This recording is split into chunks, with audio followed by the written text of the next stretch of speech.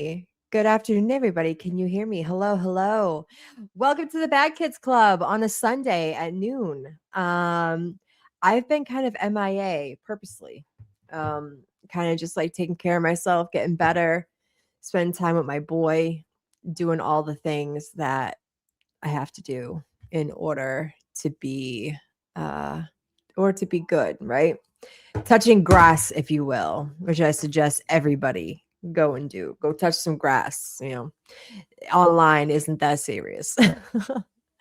um, Today I was gonna go over. I actually Amber from ATS News kind of inspired me last night because she was going over Lauren Matthias and John um last night, and I thought to myself, I was like, you know what? I kind of just like jumped ship from all of that. For a while it became kind of monotonous where there was so many channels going over it. But you know what? Like, she deserves to be called out. She deserves all of the heat that she's getting. Okay. This bitch is wild. Okay.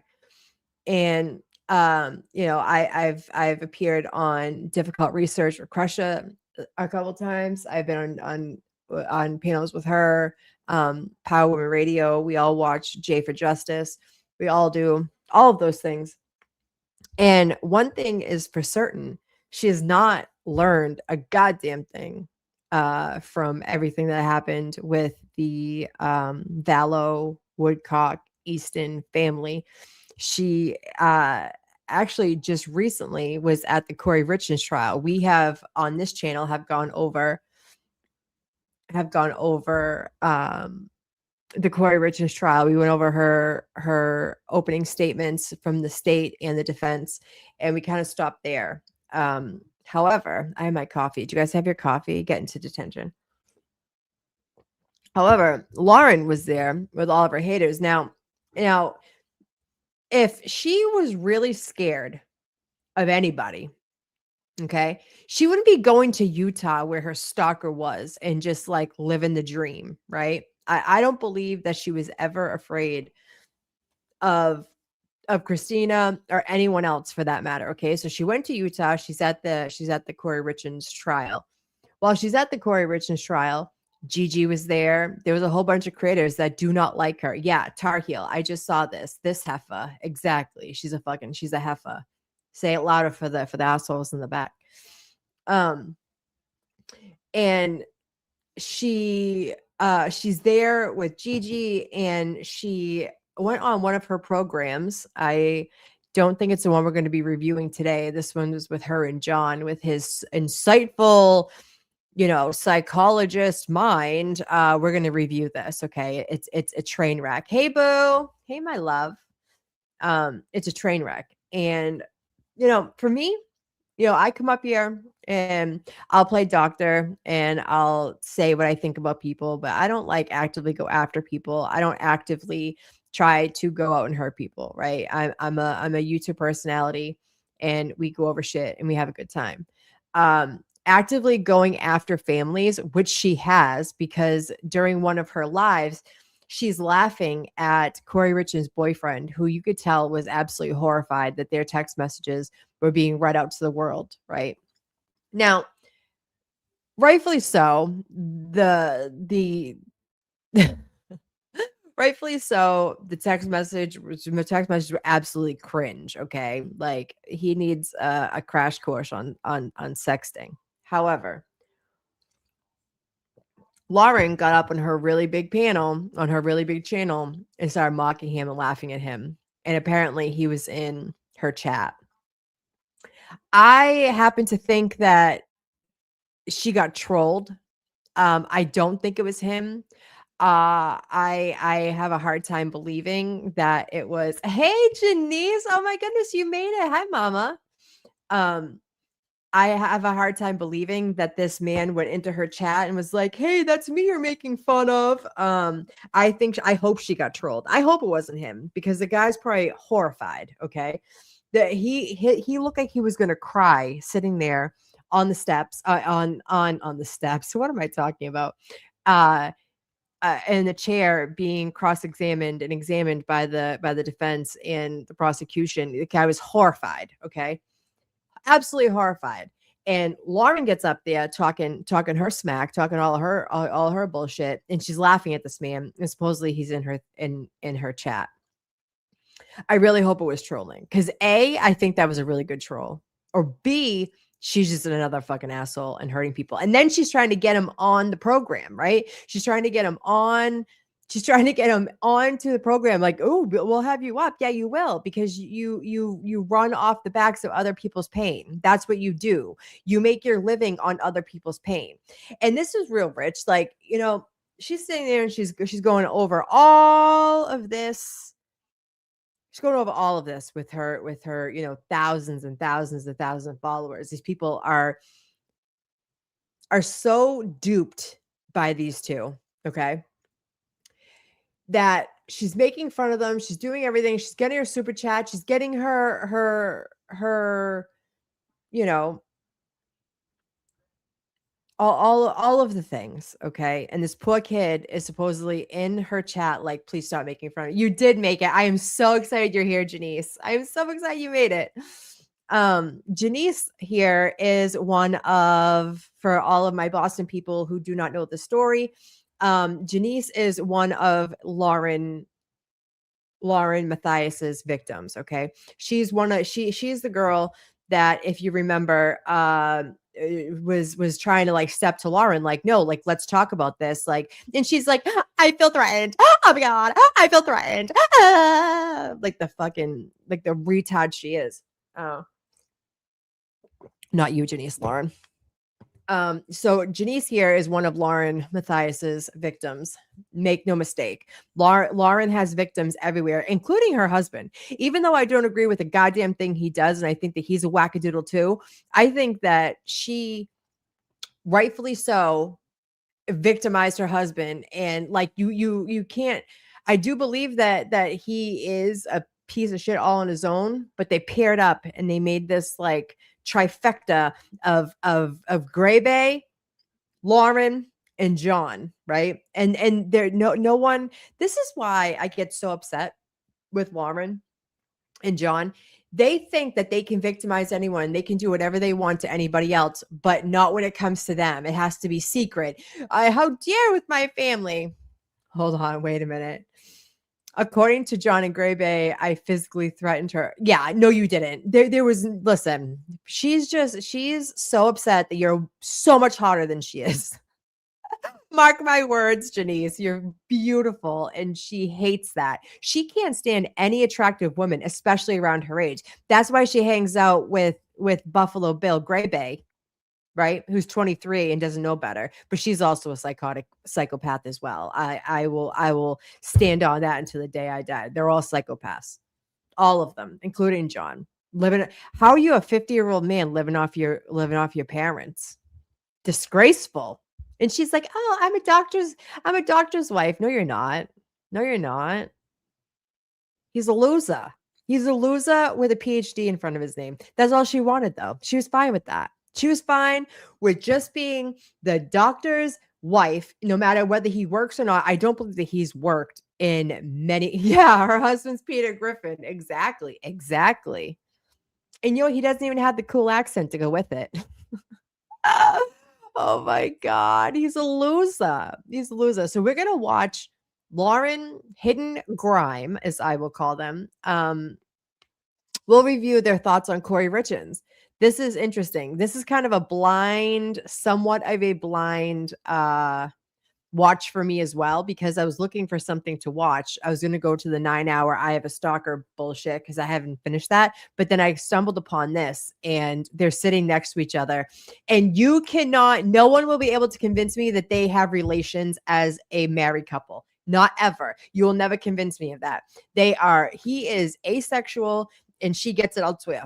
I'm convinced of it. No one will ever convince me otherwise. Where are all of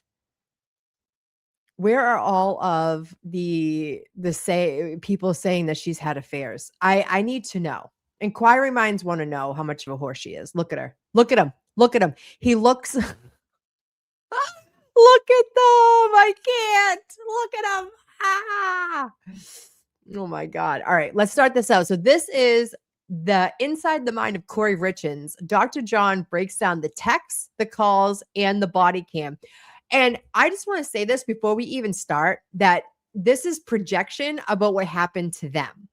Yeah, the poor dog, Tar Heel. Yeah, Janice. The poor dog. I forget what it's called, Lucy or something. Look at him trying to be like the all-American family. John looks like he's held hostage. He's in the cages and in the garage. In their what is he with the cinder block heels in the back there with all his books not even labeled. He has no idea what's going on. All right, let's start this. Hello, Jens. It's Lauren and John, surprise, and Lily, my lap dog for the show. At least she thinks she's a lap dog. If you have dreams, believe them and they can come true. Oh, Lily. Yeah. Many of you, as we've followed along the Kouri Richins trial together, have had questions, and so have I. Mostly being, who is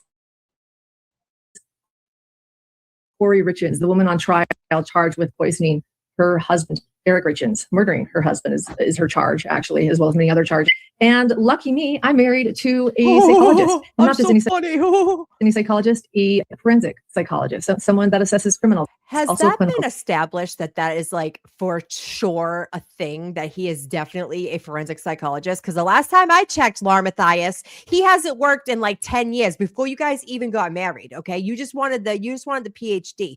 This man has not worked. He lived off his elderly parents like the scrub he is. Stop it. Psychologist. And today you're going to answer my many questions. You have been studying all things Kouri Richins. I know you can't look at me very easily. No, yeah, this was brilliant on the part of our producer, because she's forcing me to look at the camera and not you. And I'm used to looking at you. Right. So when we sit at our table, yeah. So reassures you you're not married to Kouri Richins. Well, yes, that's true. I don't think anybody would want to be. I don't think anybody would want to marry to Kouri. Well, I can't drink that.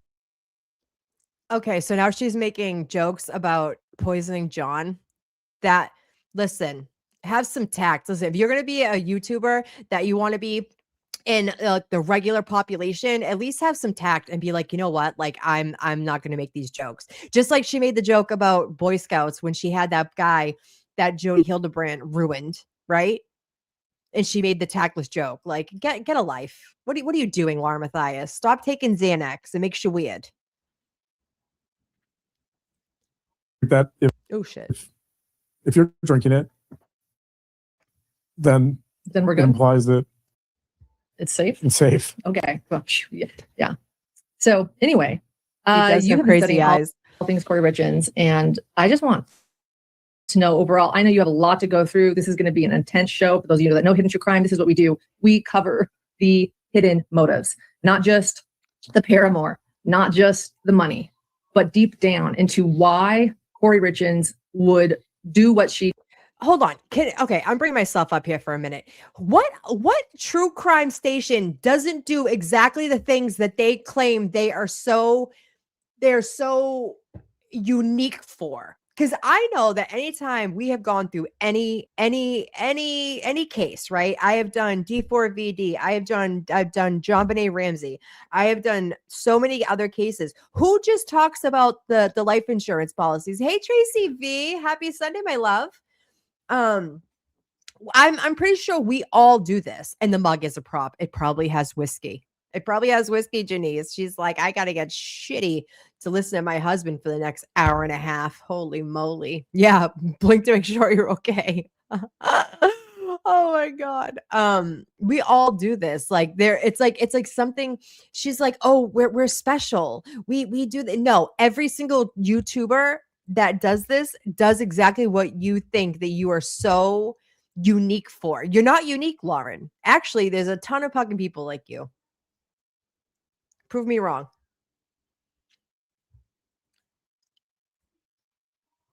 She does. Not just the things she's charged with, because, we don't even know if she's guilty of those, but just everything we've seen from her. I mean, there's a lot there. The recorded calls, the debt she was in, the lies she's told, whether or not she's guilty of murder. She's certainly guilty of being a liar. And like you. Right. Where would you Like you hoe? You're a liar too, Lauren. What happened to your eyebrows? You dropped them like 1.5 inches. Did you take Turtle Boy's advice? I think you did. I think you listened to the internet, you weirdo. So in other words, get settled in. We have a good show for you. And oh, there goes my lap dog. Lily's like, no, I'm out. I'm out. And I have questions and hit subscribe and hit notifications to follow all things Hidden True Crime. All right. Hi on top. Yeah, there's a Good lot to see you. cover. So why don't we start digging into it? Okay. All right. So let's get into yeah, so there's a lot to cover. We Right. will talk about the body cam. We'll talk about Josh. We'll talk about everything. But as you know, my goal is to look at the details, but within the context of the larger. The question I'm always interested in is the why.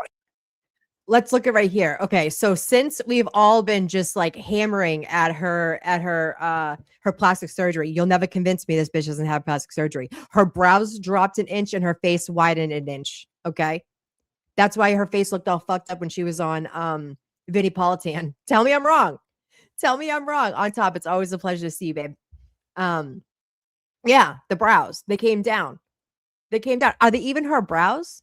You know what I'm saying? Like, does she pencil them in? Maybe she has very sparse eyebrows and she was doing that for effect. And then she was like, oh, the internet doesn't like it. I better change it. Why did this happen? Yeah. How did we get to the point, and why did we get to the point that a murder occurred? Yeah.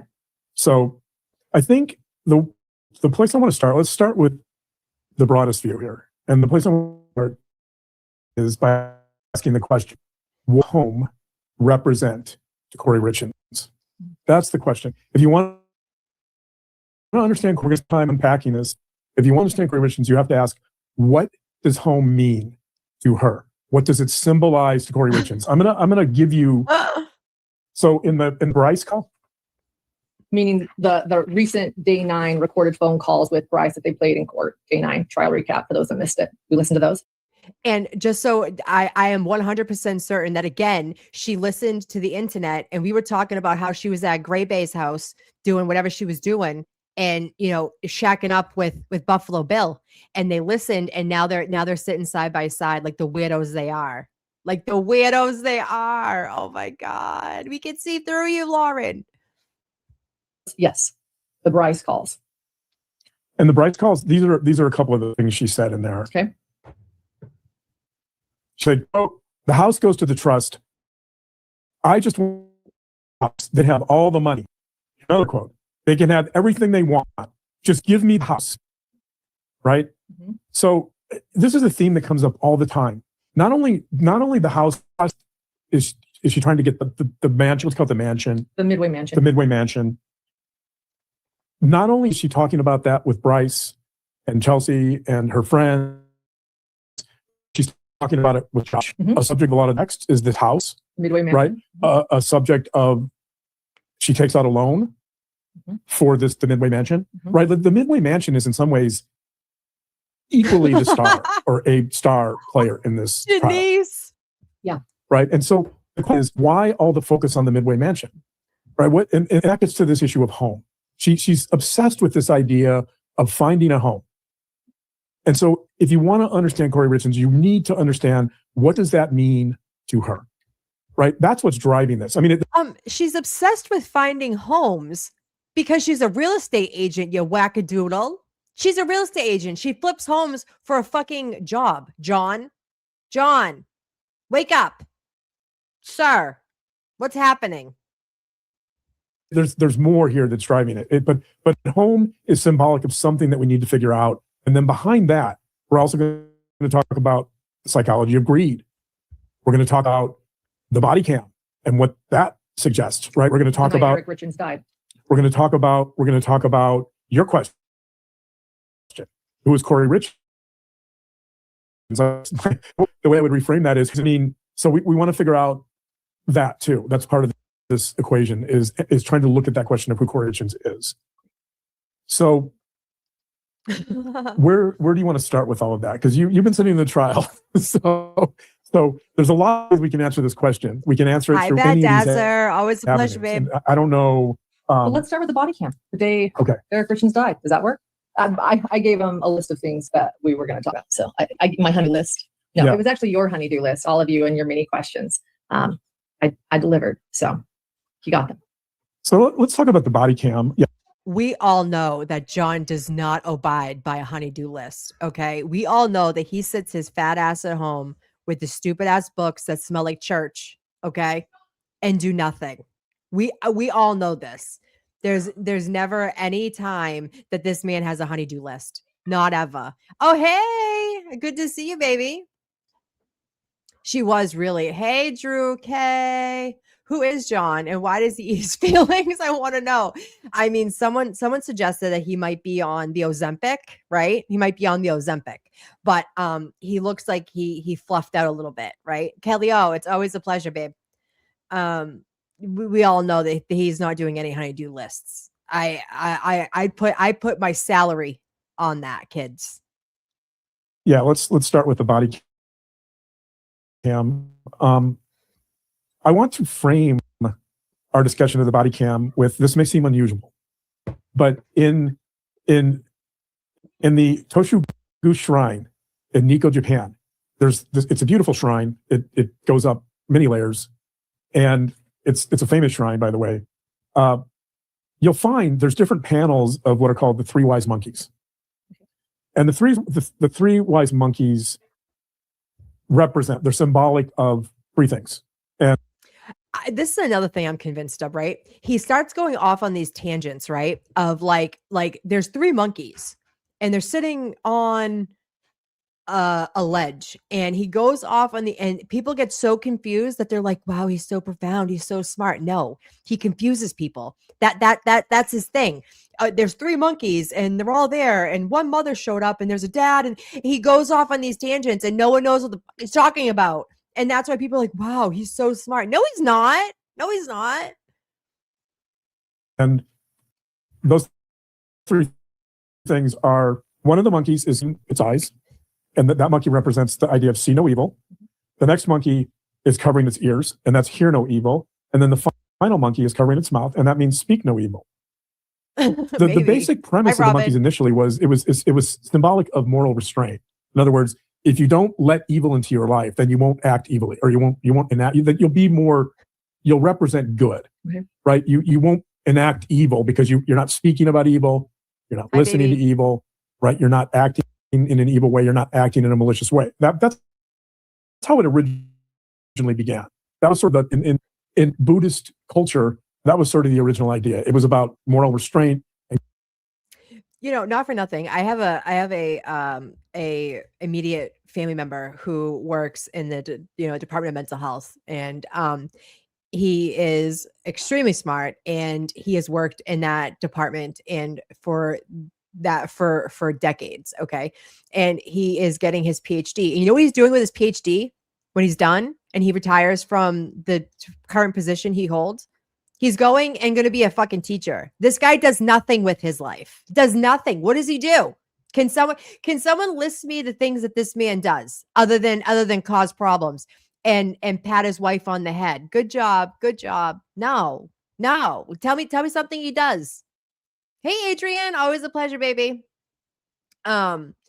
So, a lot of people, when they have a PhD, especially in this, they go out and be teachers. They go out and do something. He does nothing with himself. She even said on audio that this man does nothing with himself. She's like, I was sold a dream. Yeah, yeah, exactly, Janice. Exactly. Oh my God, exactly. And kind of staying on the proper path and being good. And one of the ways you can become good is don't fall into evil. Don't say cruel things, right? Don't listen to people that are malicious and saying cruel things. But over time, of course, in Western culture, that evolved. And it evolved into essentially this idea of, in psychological terms, of denial. I like that. And when I say that, I mean like willfully ignoring wrongdoing. In other words, pretending not to see, hear, or acknowledge what is bad or wrong, or let's say even evil, right? It's denial. So it's essentially the monkeys now, to many of us, represent this idea of turning away from unpleasant truths. Mm-hmm. And so if you're looking at this body cam, you're probably saying, what the hell does this have to do? Wait. Do you guys think he wears makeup on camera? I'm dead. I was looking at her nose being contoured and she has a really bad face. She has crater face. I'm just saying. She has crater face. But do you guys think he wears makeup? I'm dead. I'm so dead. Yeah, he's literally, thank you, Janice. You know better than anybody, baby. He's literally describing the woman sitting next to him. Literally silicone and filters. I mean, I just got new boobies. And they're wonderful, Adrian. They're absolutely wonderful. And so I'm all about if it makes you feel better. But like I had cancer, you know what I mean? This bitch dropped her brow an inch and widened her face an inch. It doesn't make you look younger, Lauren. I'm just saying. Do with the body cam, right? I'm going to explain what it has to do with the body cam. If you're watching this body cam, the most salient feature, clearly behavioral element of the body cam, is Kouri Richins covering eyes, covering her face. Kouri Richins is symbolic of the three wise monkeys in the sense that that's what she's doing. Wow. Kouri Richins is largely turning away. John, you're so profound. Wow, babe. Wow, babe. Yeah. Do you guys remember the movie Mask with Cher? Please tell me you remember. I might have to pull it up. I've seen this guy. Yeah, absolutely. Oh my God, I missed you. I'm happy you're here. I believe, I'm speculating here, is turning away from whatever unpleasant truth she's confronting, right? She is the three monkeys. Yeah. She's showing you why those three monkeys are so wise and are so important, right? And this is something you pointed out in your show, by the way, and you were dead on. Way to go. Thank you. Thank you. By the way, your shows are phenomenal. They're excellent. Did they just give each other fist bumps? Stop it. Stop it. They're back. They're evidence-based. They're entertaining. Thank you for your great work. Thanks for watching. You're really nailing down this trial really well. So, and thank you guys for watching. Lauren, she's doing an amazing job. There's a moment. So if you want to know why I'm invoking the three monkeys as a metaphor for Kouri Richins, I'm going to tell you why specifically.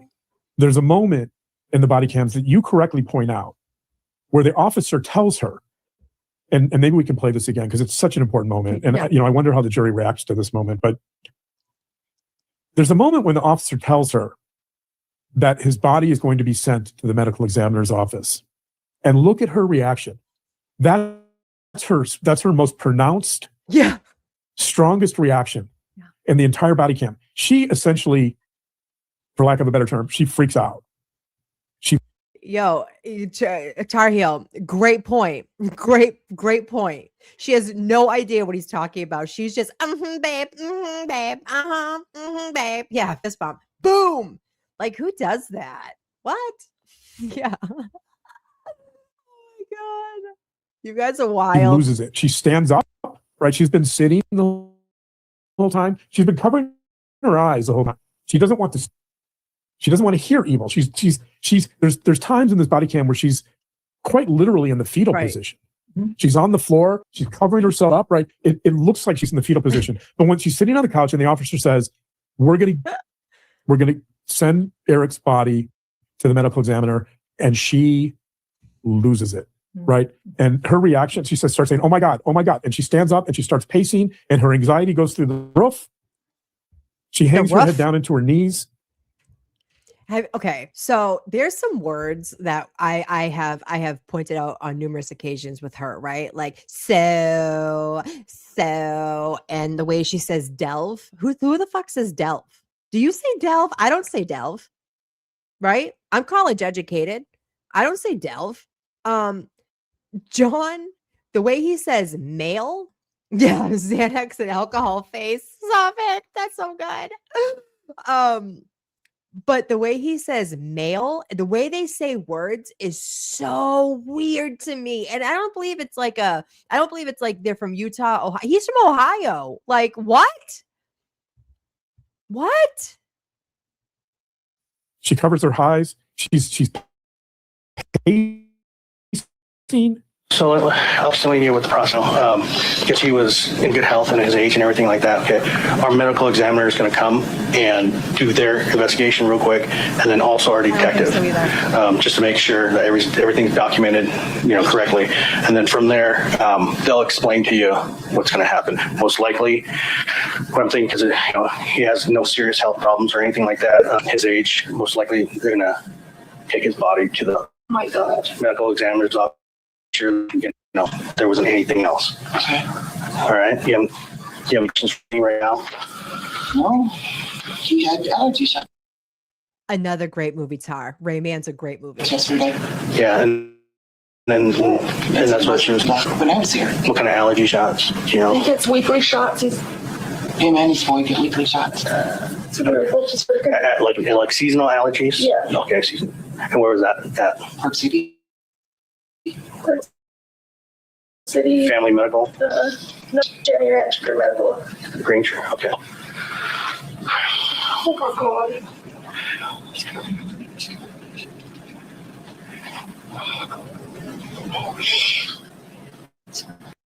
Okay, so let me just say this. Do I believe that Kouri Richins killed her husband? I do. I do believe that she is the culprit. However, how is this telling anybody that she is freaking out for any other reason other than her husband was found dead and they're bringing him to the medical examiner's office? Like, does this scream to you, I killed my husband? It doesn't to me. It says, oh my God, my husband's dead.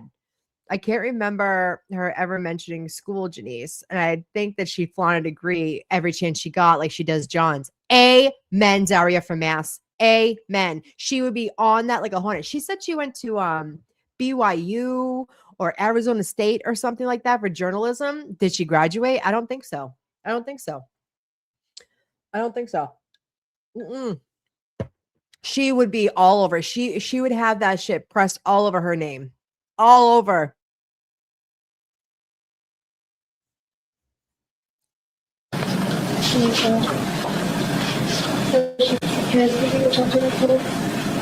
I did.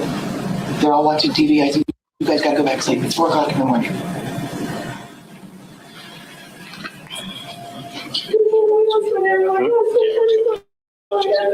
And the question is, why is she doing that?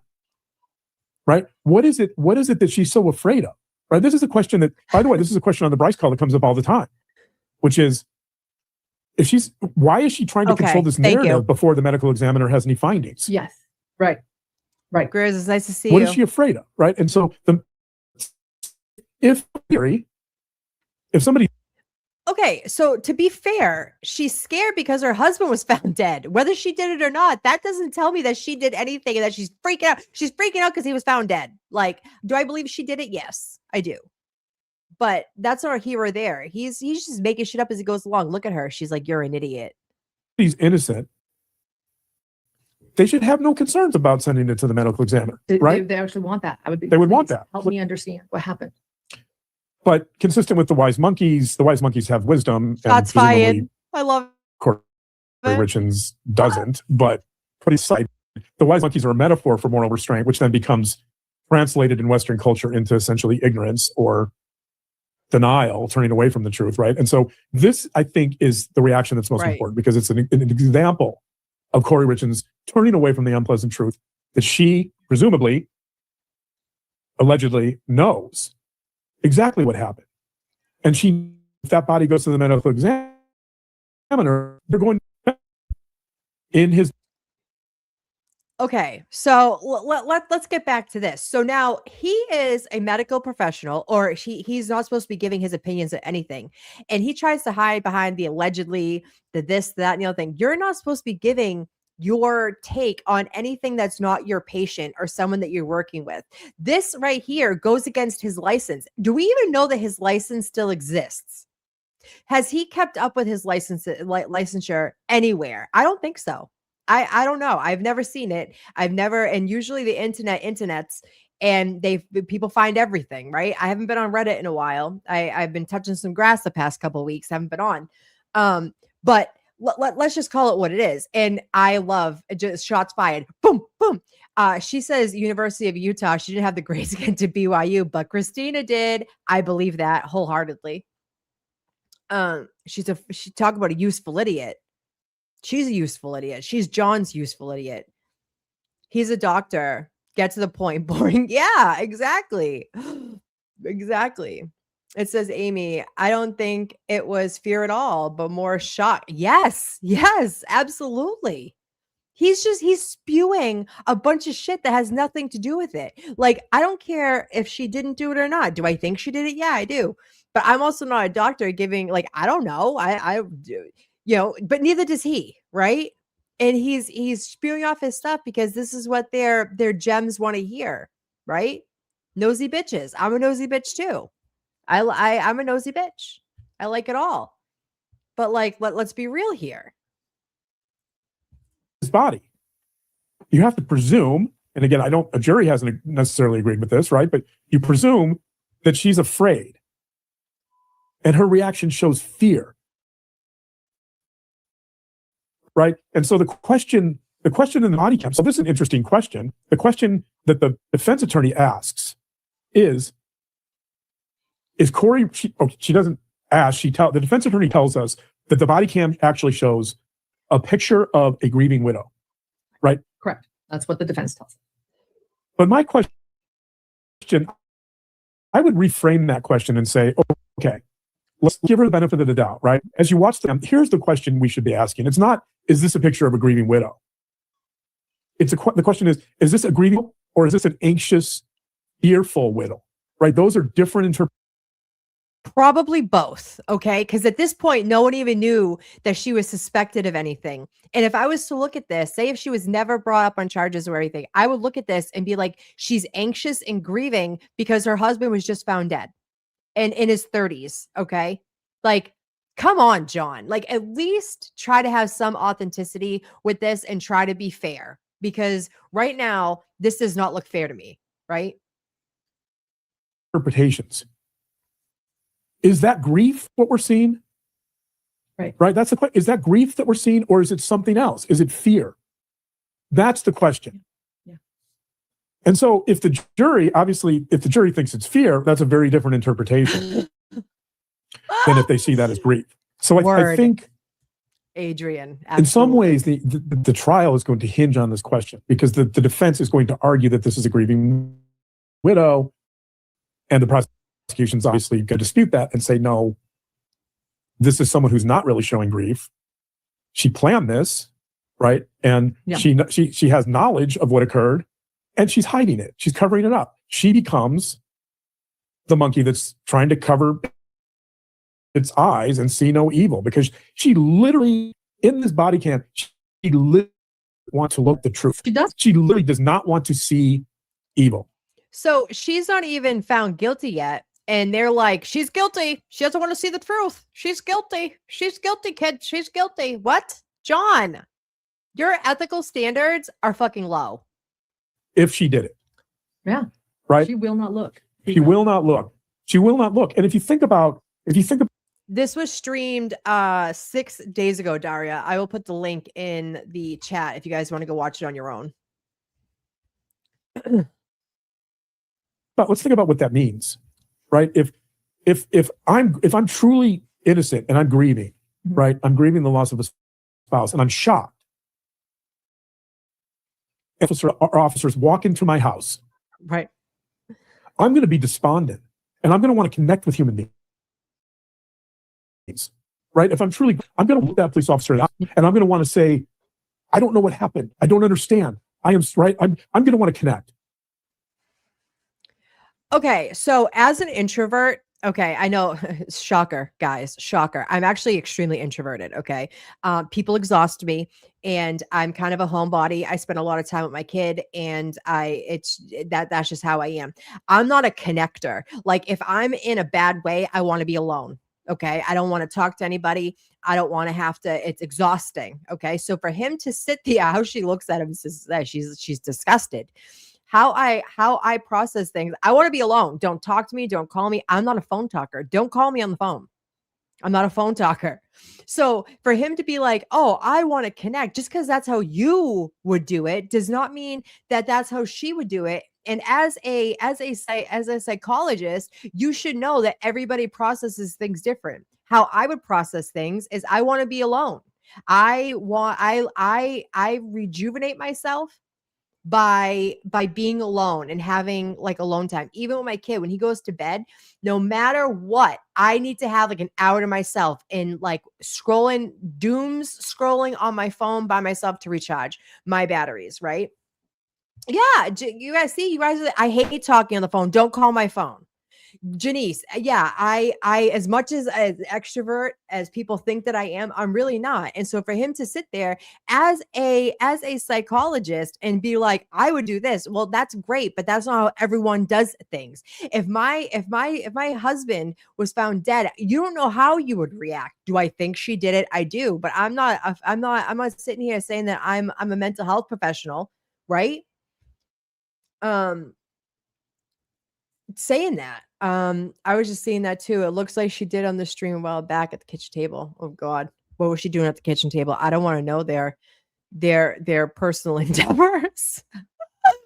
Oh my God. Oh wait. I'm a mess. Now, putting aside the fact that Kouri Richardson struggles with, and putting aside the fact that in her book, one of her 3 C's was connected.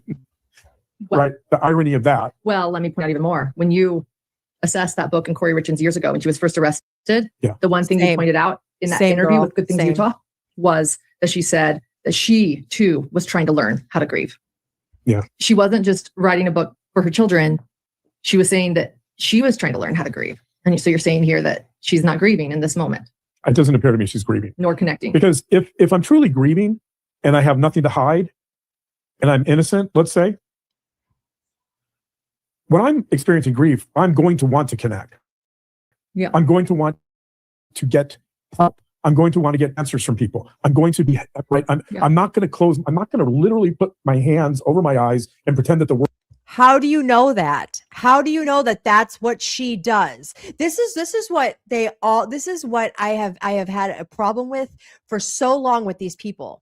They create a box, and if you don't fit in that box, then you are either guilty, you're a POS, you are all of these things. If you don't fit into the Dr. John box, right? He's dangerous, in my opinion, because of the spewing of all of his BS, right? I'm trying not to swear. I'm trying to give up swearing for Lent. He's trying to fit everybody into this box. You don't know that. Like, if something was to happen to my mom today and something bad happened, I retreat. I don't want to talk to anybody. I don't want to do that. I don't want you all of my asking me a bunch of questions. I need to hibernate. I need to like sit with self. What is he talking about? They're dangerous. World doesn't exist, and pretend that what I'm seeing isn't real. Right. Right. And she doesn't do that, obviously, at all. Right. Exactly. So I think it's fascinating that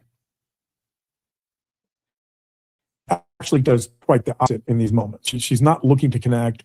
She's literally kind of turning internal. She's closing her eyes.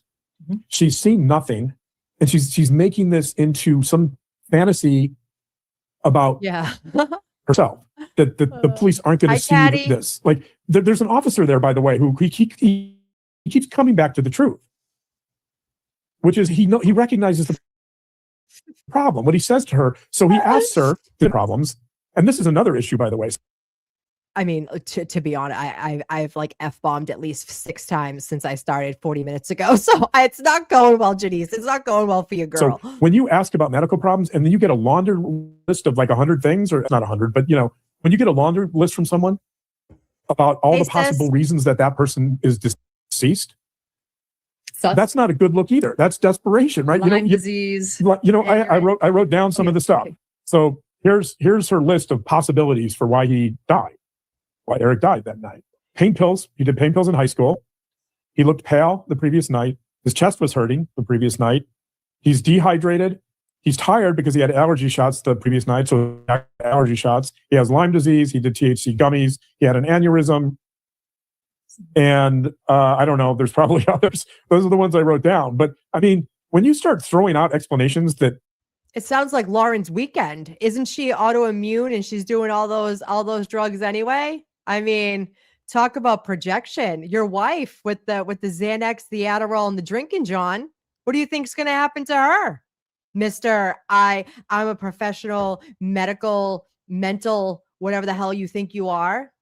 You like these people are diabolical. John's no better.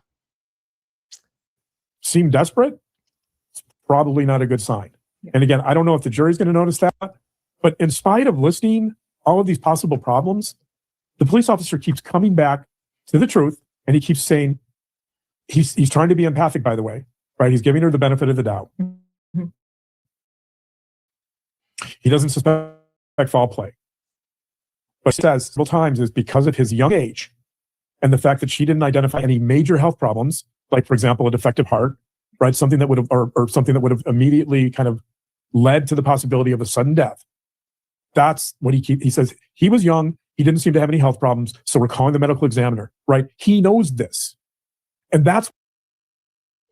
I mean, okay, in all fairness though, okay, like I said, do I believe she did it? Yes. However, like you can be a diabetic, not even know that you're diabetic and go slip into a coma and die at 20, right? So what is he talking about? My first, sis, how are you, baby? My first reaction was John needs to take her down to the hospital, but now I think they both need to go. Yeah, they both need the 5150. They need the Haldol shuffle. They both do. The two of them, the both of them need the Haldol shuffle. They need the locked unit. What is going on in Arizona? That's what she doesn't want to see or hear. That's what she doesn't want him to speak. She doesn't want the three monkeys to speak the truth, to see the truth, to hear the truth. Yeah. So that's why she's acting the way she is.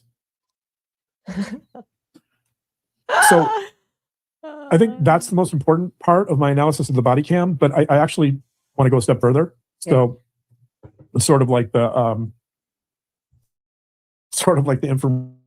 infomercials where they say, but wait, there's more. Yes, there's more. So I think that's the most interesting part of the body cam, but there's more. There's more. There's something. So the question is, why does she always dress like she's ready to go to what's that show? Little House on the Prairie. Remember? Like she always wears those weird clothes, like the I'm trying to think of the name. Do you guys know what I'm talking about? Like it's always like the weird collars, the old lady pins, the weird materials. Like we all know you're a hoe. The way you dress just makes you look like an idiot. That's my opinion. My opinion. If we're looking at Grime, and then John with these collars. Can you guys see my mouse? John with these collars trying to hide his six chins. Doesn't work, John. We can still see you. If we're looking at her grief and we're trying to assess, again, the question is this a grieving widow or is this an anxious widow? Is this a fearful widow? Right? And those will lead us in very different directions in terms of how we interpret this. Right? But she is crying, right? She is acting, she's trying to act consistent with someone who's grieving. Right? And so let's look at that. How do people develop the capacity to show emotions? So let's assume, for the sake of argument, that she knows what happened. Yeah. I don't know if she did, but let's assume for the moment that she did. Yeah. We don't. Well, so somebody might say, some juror might say, well, wait a minute. I mean, she was crying.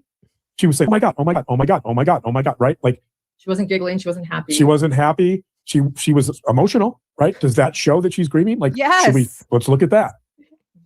Well, I will. Okay. Fun fact about this. So back when I used to watch her years ago, right? Years ago, I got really into the Karen Reed stuff, obviously. So I've been out of the game with the gems for quite a few years. However, back with Peppered with Leopard or Leopard with Peppered, whatever the hell it was, dude, those clothes were trash. And she would be like, oh, she sends me clothes to wear. The stuff was trash. Oh my God. And she does try to be the Relief Society president. She does. Her behavior says, I'm on the street corner and her dress, it reminds me of the LDS Relief Society president. I completely agree with you, Janice, but amen. Oh my God. Oh my God. That's a fashion these days. Combo of super. Yes. Yes. Yes. Oh my God. Posted he doubts his brother called into HTC and he's not a social media person. Yeah, I hope that she got trolled. I really do. I hope that one of us trolled her. I agree. Mm-hmm. Yep. I have to stop this every so often and bring them back so they can't strike me. Oh, and just so we're clear, this is a copyright disclaimer under Section 107 of the Copyright Act of 1976. Allowances made for fair use for purposes such as criticism, comment, news reporting, teaching, scholarship, and research. So miss me with the copyright, bitches. Miss me with the copyright.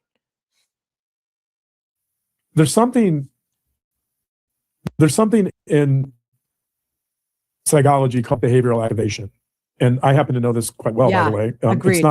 It's not necessarily an approach to treatment that I use in my own work or have used in my own work. I rely on it sometimes, but the basic idea in behavioral activation is it's Right. especially pertinent to people with depression, by the way, but it applies to other things like post-traumatic stress disorder, and I've worked with veterans with PTSD quite a bit.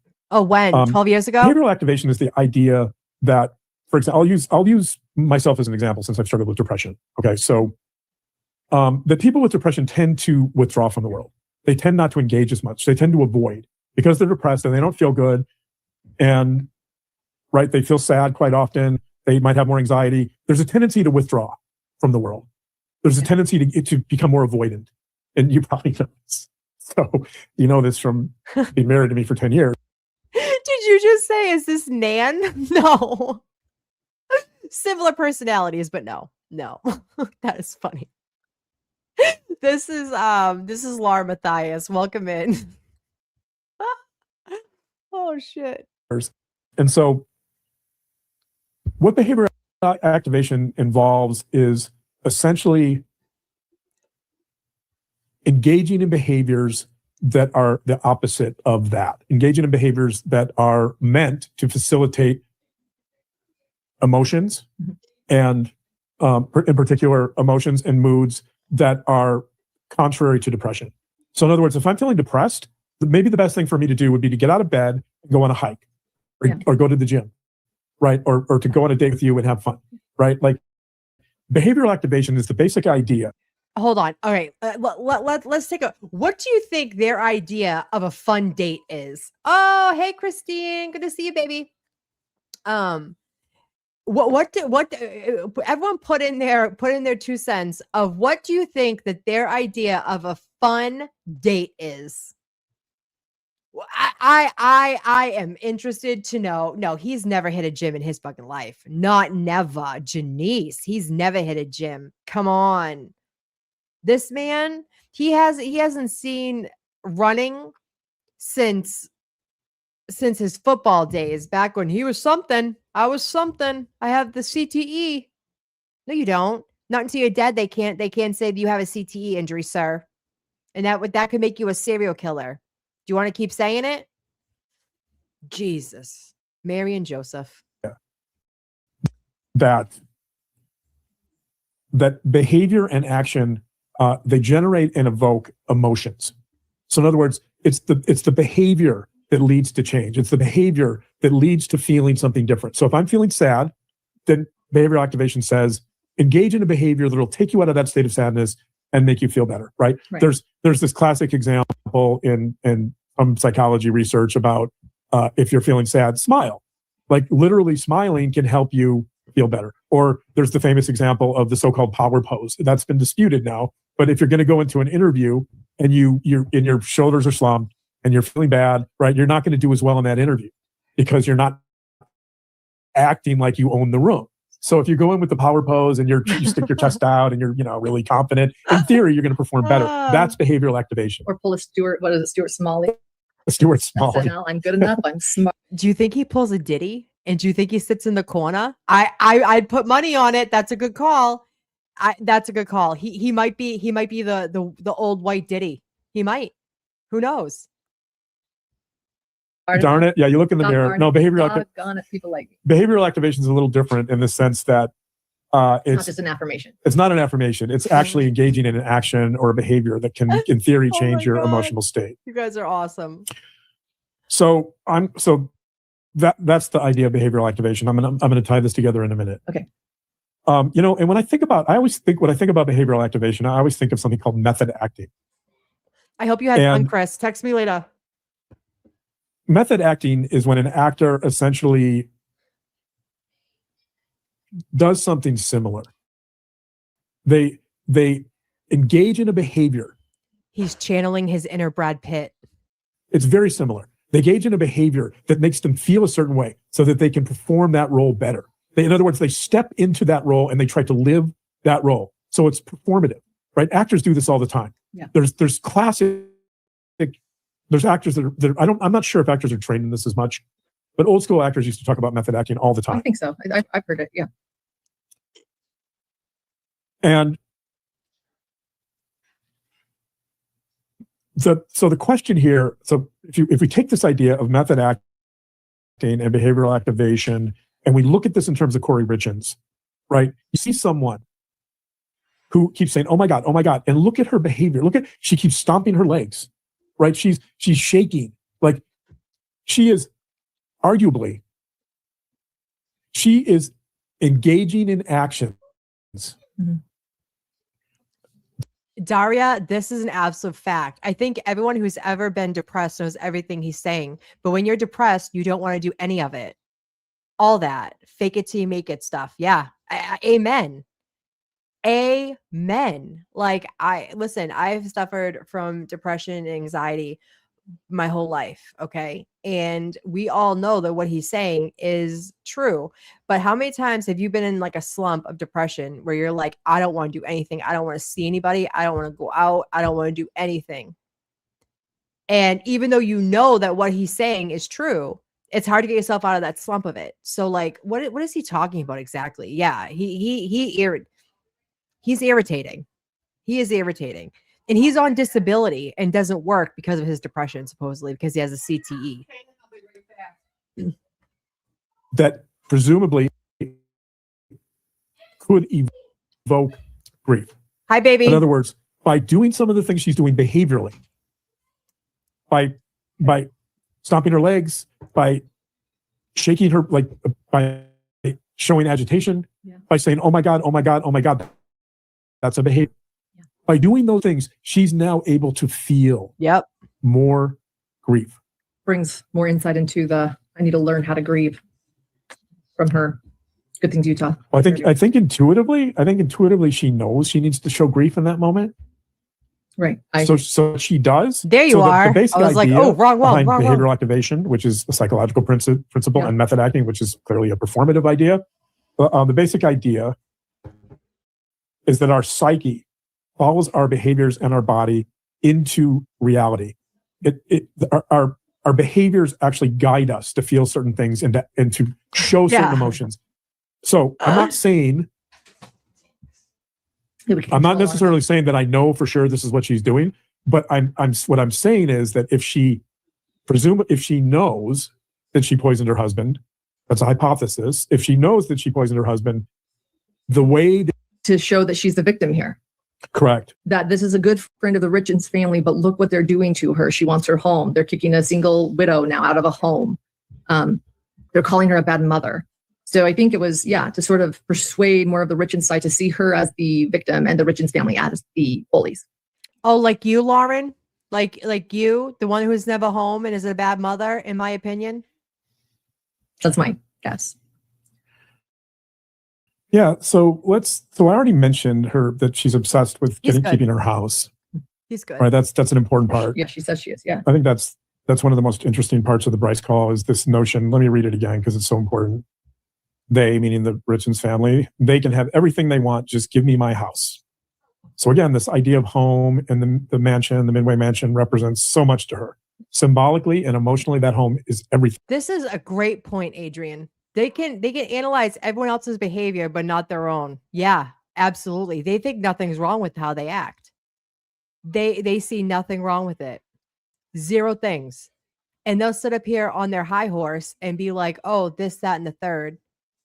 But when it takes the self-reflection of it all, they think that they're scot-free of it all. It's gross. Thing to Kouri Richards. But this is just her home where she has her kids. Correct. Yeah. Well, she wants that too. Right. And we'll talk about that in a minute. Yeah. But the home she's referring to in the calls is the home she's living in. Yeah, Correct. yeah. I know. At a minimum, she wants that, and we'll get into that in a second. So, one of the things she said, let's start with some of the basics that we learned about Kouri Richards from this call. She tells Bryce, quote, and Chelsea, she says, quote, the girls can have all the life insurance money, meaning Katie and Amy, Eric's Right. sisters. And she talks about she takes out a loan on the house they're in for $250,000. And then she says that she turned the $250,000 into $11 million. She says, quote, Yes. we have $11 million Yes, today. Greer. And she argues that who wouldn't want to turn $250,000 into $11 million? We have $11 million today. I own 12 properties that are almost all paid off. Notice the almost. Almost. I think almost has new meaning. Almost like not paid off. Yeah. So let's start with that quote, right? Like, just the dishonesty, right? Like, it's so dishonest. It's so deceptive. I agree. It's so like that $250,000 did not get turned into $11 million. It got turned into negative. I don't know how much. How much was she in debt? It's hard to know. Millions. She was in debt. $2 million in debt. It turned into negative. I don't know what the number Negative is. millions. Negative millions, right? I don't have a number. It was negative millions. If she sold all 11, or if she sold every single one of her properties, the forensic accountant told us on the stand she would still not be out of debt. She was in debt millions of dollars, millions and millions. Right. She would. So I mean, at the very least, however you see this call, you have to see this as being wildly deceptive and wildly dishonest, right? So this is someone who struggles. Again, let's go back to the wise monkeys. This is someone who has her hands over her eyes. She has her hands over her ears, and she has her hands over her mouth. She's not speaking the truth.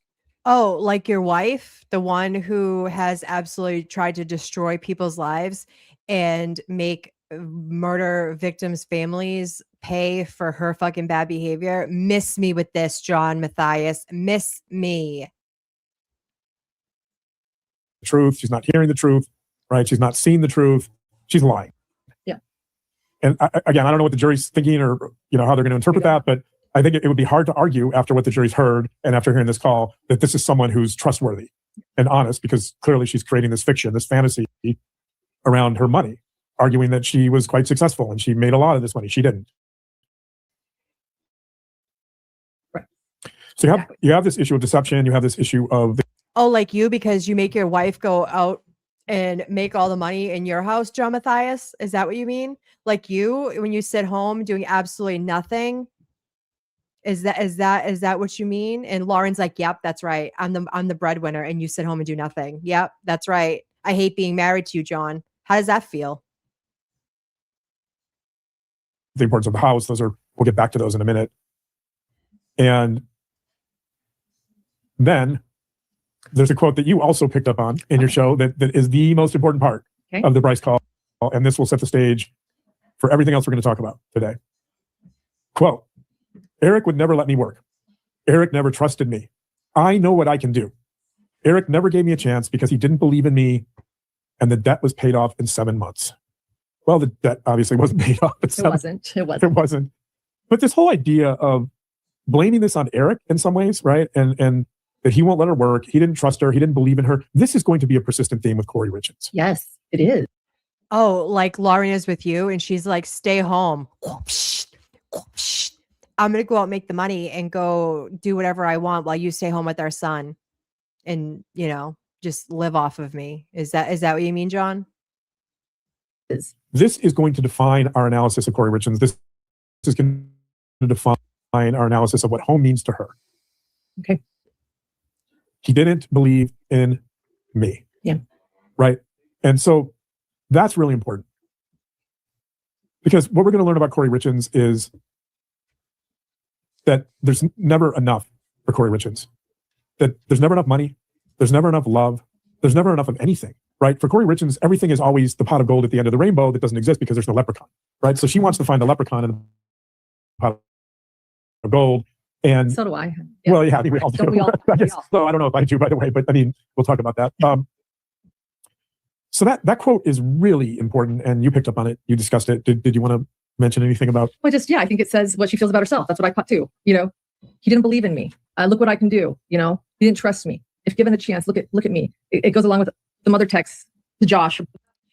Did you guys pick up the projection with this right here? Like, he never believed in me. He never did this. It's like they're telling on themselves. This is my opinion only, just from everything that I know and I've gathered over the past 6 months.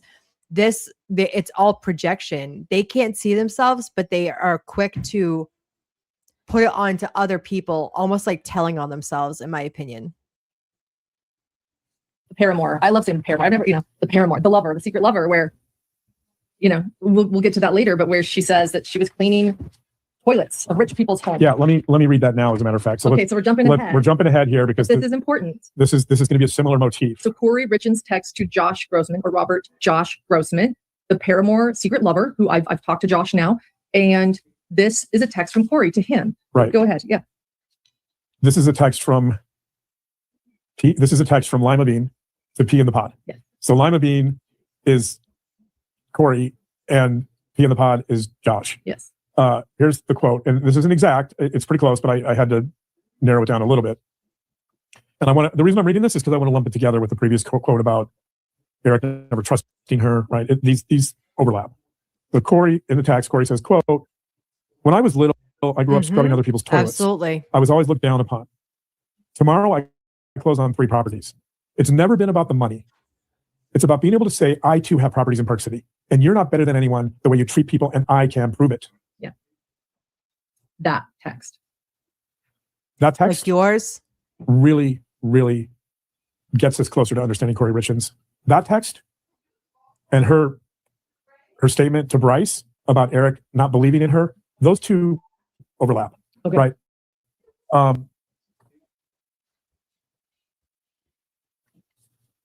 So as long as we're talking about those ideas. You had a bunch of notes on that text. We're going to get back to that. Yeah, we'll get back to it in a second. I'm so close to you. It's so fun being supposed to be on the couch, but I can see everything. And I'm like, but that. Okay, I'll wait patiently. Loser. Lack. This idea of lack, by the way, like if we're talking philosophy, there's a psychoanalyst. He's a French psychoanalyst. His name is Jacques Lacan. He's brilliant. He's also a philosopher. He had a tremendous influence on the French philosophers, French school of thought. I agree. For those who know something about philosophy, specifically some of the postmodernists and thought. And Lacan, the basis of Lacan's entire approach to psychoanalysis and philosophy is based on this idea of lack. That human beings desire things. And desire, by the way, is not bad. Desire is good. Because desire keeps us engaged with life. If you don't desire, then in some ways you're disengaged from life. You're checked out of life. The issue is, for Lacan at least, the issue is that you can never fulfill your desires. That in some ways, it's the very condition of life that you lack fulfillment.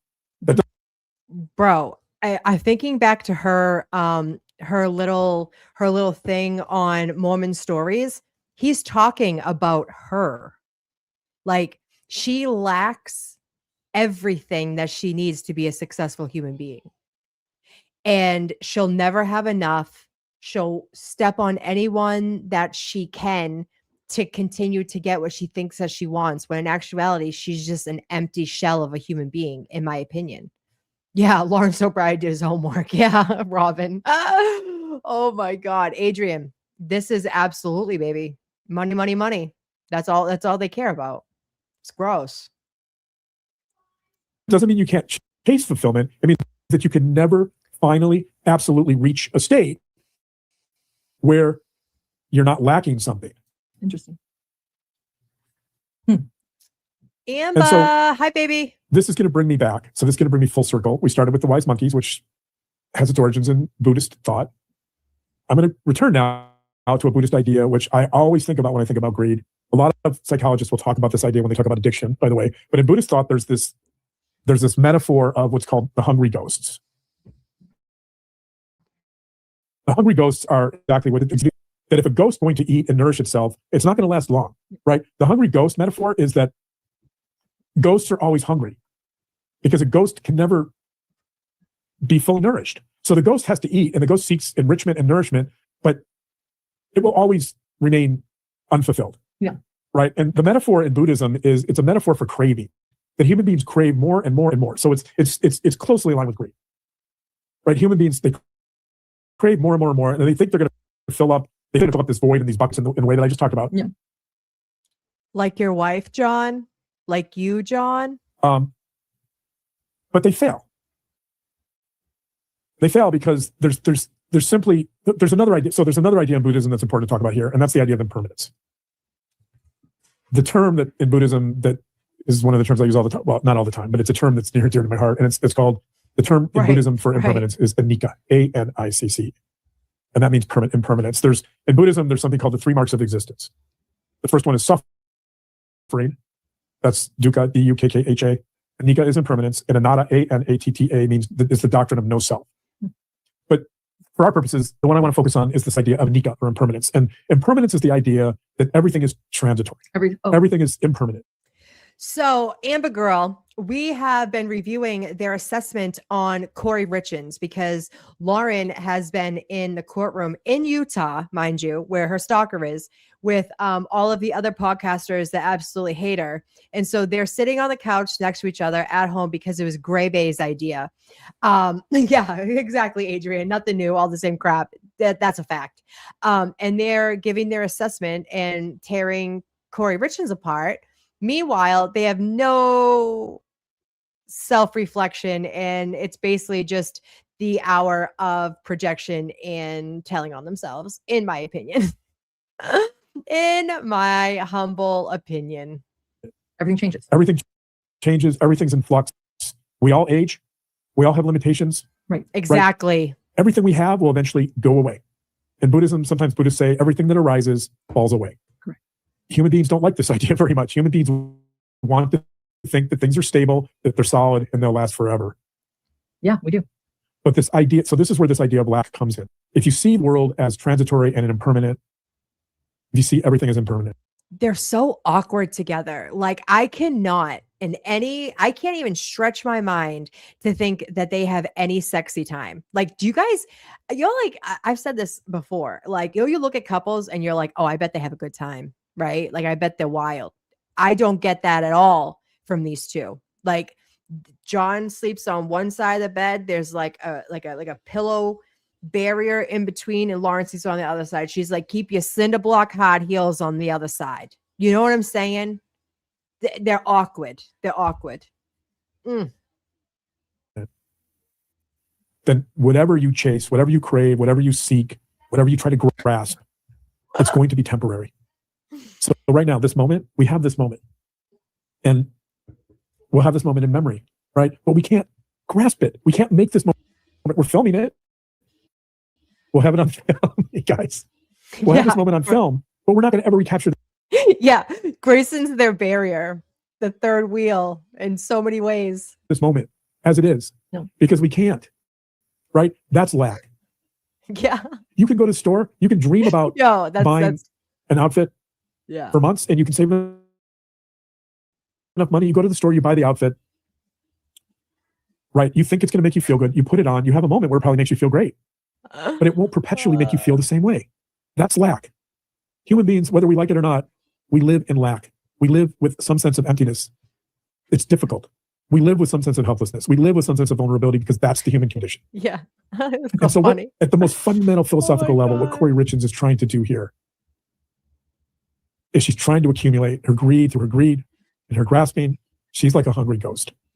She's trying to accumulate properties, money, romantic partners like Josh to fill that void, to fill that sense of emptiness, to make herself feel better, to make herself feel like she's enough. Yeah. And that's why for those on the outside looking in, thinking she had it all, right? This handsome husband, a beautiful home, stability, a hardworking husband. Something you don't have. Kouri Richins had what you don't have, Laura Mathias. How does that feel? Take that on the chin. And all these things, and it wasn't enough. There was lack. There was greed. There was lack. There's always lack, right? We'll talk about the solution to that a little later. Or I don't know if it's a solution. There's no final solution to feeling that, but this is also let's go back to the Bryce call here quickly, because it's going to take us into some of her past. This is going to be from the Finding True Self retreat. Oh, in Sedona, Arizona. Yeah. But Right. before When I, that, right when I heard the name of that too, I was like, that just sounds so. I mean, okay. yeah, Sedona's beautiful. So let's go to, this is another quote. This is from the Bryce call. According to Kouri Richins, I've been asking for proof of life of his teeth for like 6 months, Amba. I'm just saying. He has no neck, no upper teeth. I've never seen the bottom. Oh, I see bottom ones right now. They look disheveled. But yeah. The sleep apnea machine. I am so dead. Yo. Oh my God. this is what Eric would tell her. Apparently, this is what Eric would say to her. Quote, "You're selfish, you're not enough, and you need me." Right. So that type of quote, by the way, is not going to help her, right? It's not going to help her feel like she's enough. And I don't know if she said this, but you said this on the show. You said that she, quote, had to chase happiness because she was never enough for her husband. Did she say that? No. Or was that your interpretation? That's my interpretation. Okay. She did not say that. That's my interpretation. And we don't know if Eric ever really said to her, "You're not enough." Interpretation. I think it's how she feels. Well, she did. She said, right, but she did say in the call, she said Yeah. that he told her, So you're not enough. "You're selfish, you're not enough, and you need more. You need me." I'm gonna need proof of life of his top teeth because the bottom ones right here, like he could use some dental work. Lauren gets all the dental work. He needs some dental work, and I need proof of life of the upper teeth. Right. Yeah. But even then it could be a lack of trust. I don't trust you. You can't do this. You rely on me. And he's saying that she's not enough.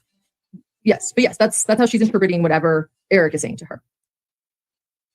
Right. And so that's important. All these quotes from her are important because it shows that the Hi, problem Stella is Bella. not wanting too much. Beautiful lady. It's an internal problem. The problem is that external acquisition will never resolve the internal feeling of instability, emptiness, and suffering. And when I say external validation, I don't just mean stuff. I mean Yeah, external baby. validation from her husband, external validation from Josh, external validation of any kind, right? Yeah, The they problem do. here is that this is an They internal do. struggle. And this gets back to, for me, this gets back to psychology and Buddhism, which is closely aligned with psychology in many ways. That in Buddhism and in my field, therapy, psychology, forensic work, clinical work, Do you know? Okay, so to what you're saying, like, is anyone else surprised that she doesn't try to like control everything he wears, like the way his hair is? Sometimes he looks. I am feeling great, Stella. Thank you very much. Like the way she is, wouldn't you think that she would try to control him and try to change him as a person, especially like with him being a public figure with her? Like he represents her, right? But I think she wants to be like the hottest one in the room always. That's why her BFF is Buffalo Bill, and then she has cinder block heels for the husband, right? Are you sure it's matches glasses frame? No, that's spot on. He always wears the turtlenecks to hide his chin. Yeah. All the way up. And he zips it all the way up like a weirdo. She wants to look like a movie star and make everyone around look like shit. Stella Bella, louder for the assholes in the back. It's so true. Yeah. Yes. Christina, absolutely. His eyes are shifty. Absolutely. Oh my God. These people. You can't make it up, bro.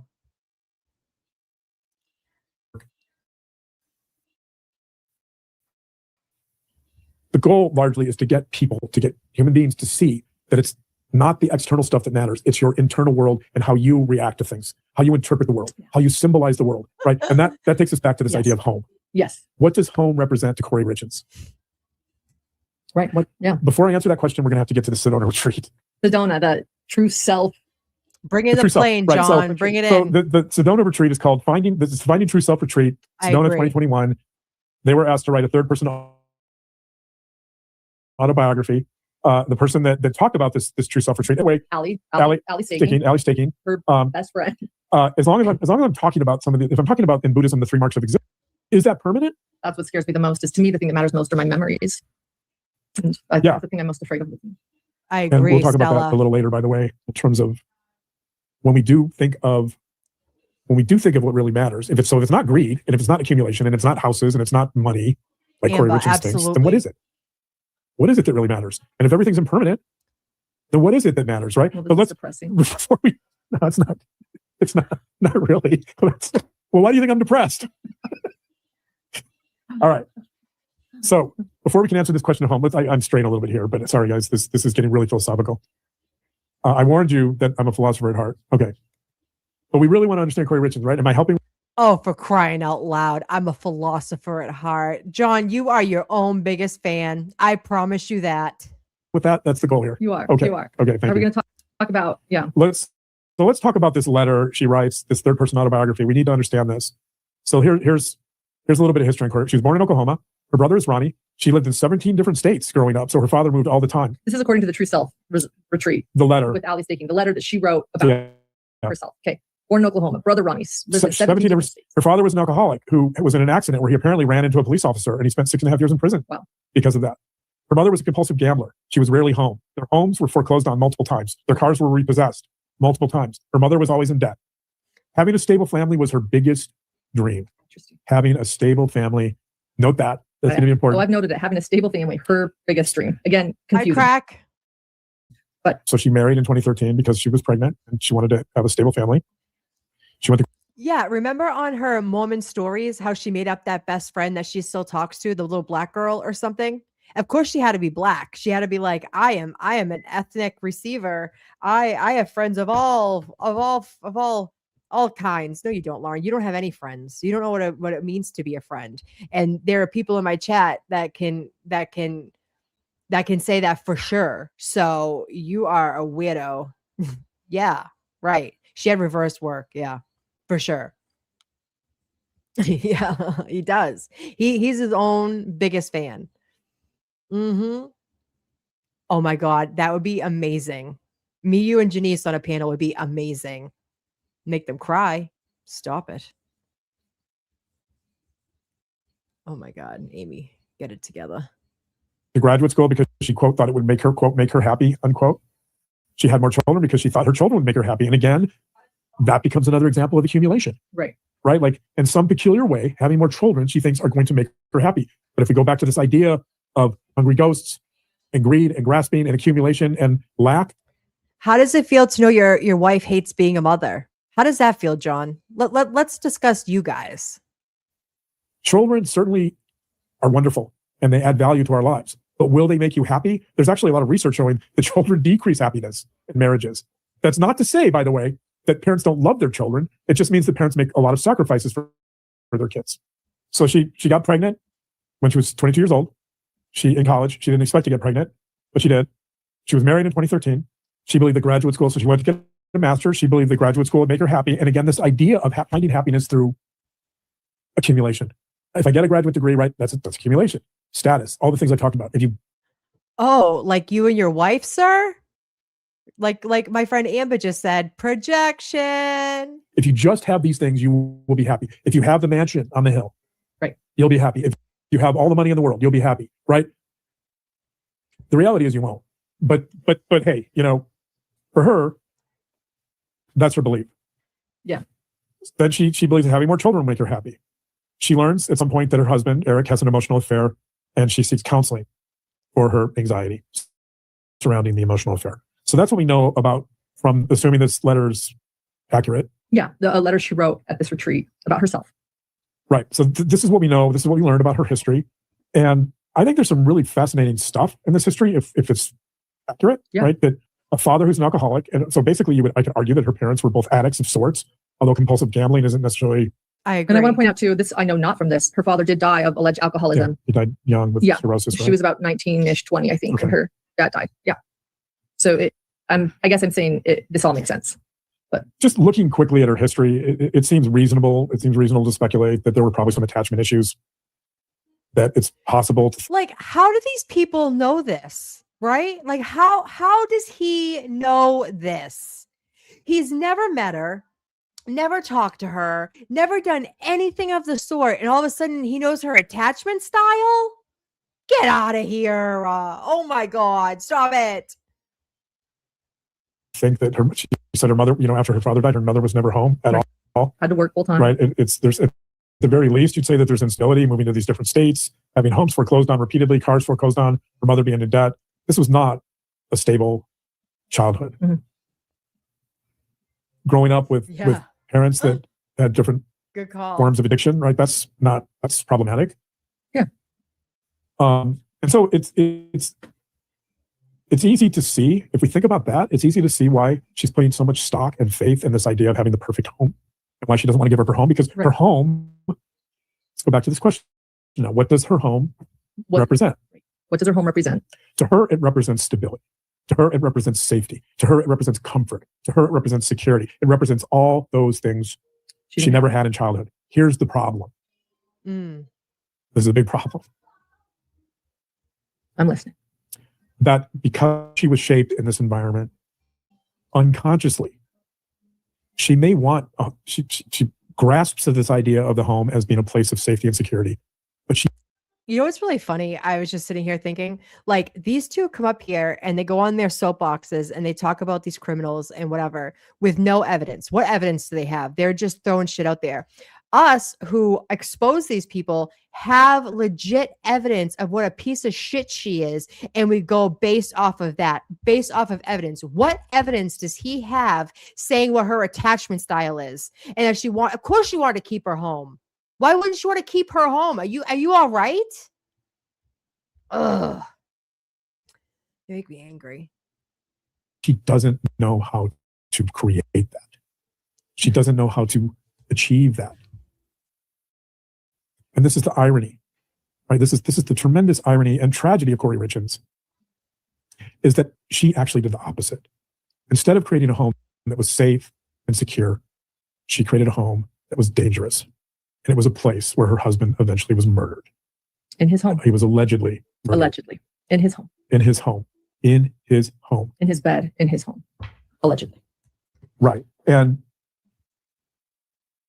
I think this is one of the reasons, by the way, why this case is so interesting to a lot of people. Just this idea that there's danger lurking in the place where we're supposed to feel the safest, right? That their danger exists even in our most intimate and closest relationships. Great. I think that idea is really fascinating to a lot of people. I agree. And, if we think about why that's so problematic, I think that what I would say is that there's some fundamental kind of what I would call the moral intuitions. There's some fundamental moral intuitions that this idea of, in the Bryce call, there was some, she says when she's talking about that to Bryce, she says, quote, "You just didn't believe in me." She's talking about Eric. She goes back to this theme about Eric not believing in her or not trusting her, right? Again, this is that idea of external validation. It's never about her. It's always about what he can do for her. Right. But somehow. Who does that sound like, John? Who does that sound like? They start off talking about the crime, but both end up talking about their list of complaints to each other. Yeah, I totally agree with this. All right, you guys, I hate to do this so quickly, but I've been on for an hour and a half, and the boy just came into my office side-eyeing me because I told him I would take him to the park, and it's already 1:30. I've been on for an hour and a half. Tomorrow, while he is at school, and I'm feeling much better than I was the past couple weeks, I will be back and we can finish this. If you guys are around, I'll be back tomorrow afternoon and we can finish this. Thank you guys for hanging out with me today. I love all of you. Make sure that you guys are subscribed. I lost a bunch of subscribers and I don't know if it was because of my crash out the other night, my last stream, or it's just because sometimes YouTube just unsubscribes people. So make sure you guys are subscribed and I will be back tomorrow. I'm going to go take my little guy to the park where it's so beautiful out today. And yeah, again, thank you guys for hanging out with me and I will see you tomorrow. Bye guys.